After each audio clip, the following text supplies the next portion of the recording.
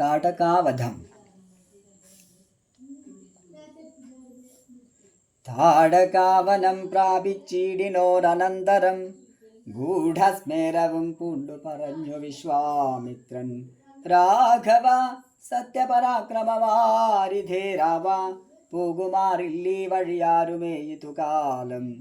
കാടിതു കണ്ടായോധി കാമരൂപിണിയായ താടക ഭയങ്കരി വാണീട്ടും ദേശമല്ലോ. അവളെ പേടിച്ചാരും നേർവഴി നടപ്പീല, അവളെ പേടിച്ചാരും നേർവഴി നടപ്പീല. ഭുവനവാസി ജനം ഭുവനേശ്വര പോറ്റി, കൊല്ലണമിവള നീ വല്ല ജാതിയും അതിനില്ലൊരു ദോഷമെന്നു മാമുനി പറഞ്ഞപ്പോൾ.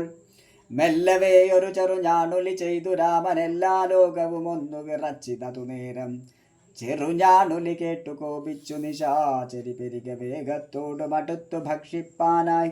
അന്നേരം ഒരു ശരമയച്ചു രാഘവനും ചെന്നു താടകാമാറിൽ കൊണ്ടിതു രാമബാണം. പാരതിൽ മല ചിറകറ്റു വീണതുപോലെ ഘോരരൂപിണിയായ താടക വീണാളല്ലോ. സ്വർണരത്നാഭരണഭൂഷിത ഗാത്രിയായി സുന്ദരിയായ യക്ഷി തന്നെയും കാണായി വന്നു. ശാപത്താൽ നക്തഞ്ജരിയായൊരു യക്ഷി താനും പ്രാപിച്ചു ദേവലോകം രാമദേവാനുജ്ഞയാ. കൗശിക മുനീന്ദ്രനും ദിവ്യാസ്ത്രങ്ങളെയെല്ലാം ആശു രാഘവനുപദേശിച്ചു സലക്ഷ്മണം. നിർമ്മലന്മാരാം കുമാരന്മാരും മുനീന്ദ്രനും രമ്യകാനനെ തത്ര വസിച്ചു കാമ്യാശ്രമേ. രാത്രിയും പിന്നിട്ടവർ സന്ധ്യാവന്ദനം ചെയ്തു യാത്രയും തുടങ്ങിനാരാസ്തയാ. പുലർക്കാലെ പുക്കിതു സിദ്ധാശ്രമം വിശ്വാമിത്രനും മുനിമുഖ്യന്മാരെതിരേറ്റു വന്ദിച്ചാരതു നേരം. രാമലക്ഷ്മണന്മാരും വന്ദിച്ചു മുനികളെ പ്രേമം ഉൾക്കൊണ്ടു മുനിമാരും സൽക്കാരം ചെയ്താർ. വിശ്രമിച്ചനന്തരം രാഘവൻ തിരുവടി വിശ്വാമിത്രനെ നോക്കി പ്രീതി പൂണ്ടരുൾ ചെയ്തു. താപസോത്തമ ഭവാൻ ദീക്ഷിക്കയാഗമിനി, താപം കൂടാതെ രക്ഷിച്ചിടുവേനേതു ചെയ്തും.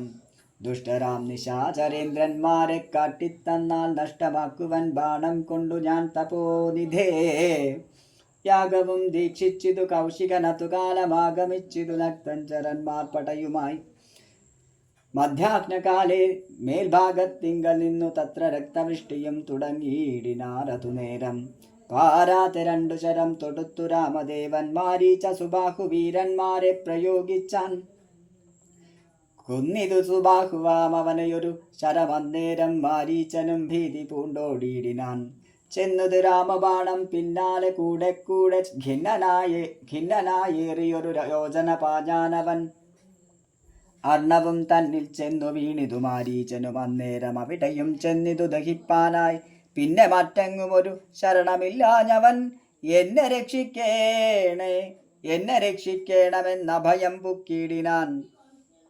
ഭക്തവത്സരന ഭയം കൊടുത്തതു മൂലം ഭക്തനായി വന്നാനന്നു തുടങ്ങി മാരീച്ചനും.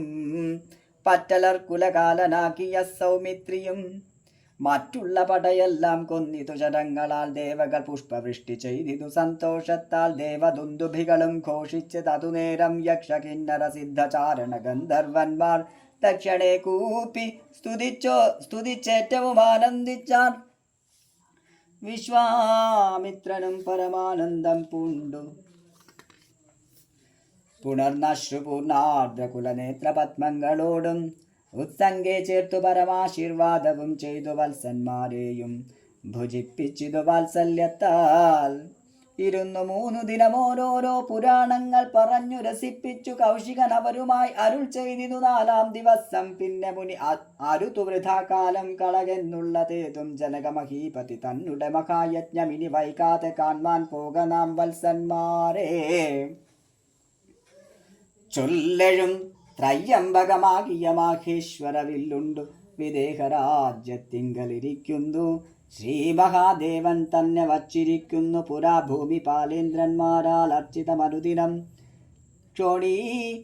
ക്ഷോണിപാലേന്ദ്രകുലജാതനാക്കിയ ഭവാൻ കാണണം മഹാസത്വമാകിയ ധനുരത്നം. താപസേന്ദ്രന്മാരോടും ഈ വണ്ണമരുൾ ചെയ്തു ഭൂപതി ബാലന്മാരും കൂടെ പോയി വിശ്വാമിത്രൻ പ്രാപിച്ചു ഗംഗാതീരം ഗൗതമാശ്രമം. തത്ര ശോഭ പൂണ്ടൊരു പുണ്യദേശമാനന്ദപ്രദം. ദിവ്യപാദബലതാകു കുസുമബലങ്ങളാൽ സർവമോഹനകരം ജന്തു സഞ്ചയഹീനം കണ്ടു കൗതുകം പൂണ്ടു വിശ്വാമിത്രനെ നോക്കി പുണ്ടരീകേക്ഷണനും ഈ വണ്ണമരുൾ ചെയ്തു.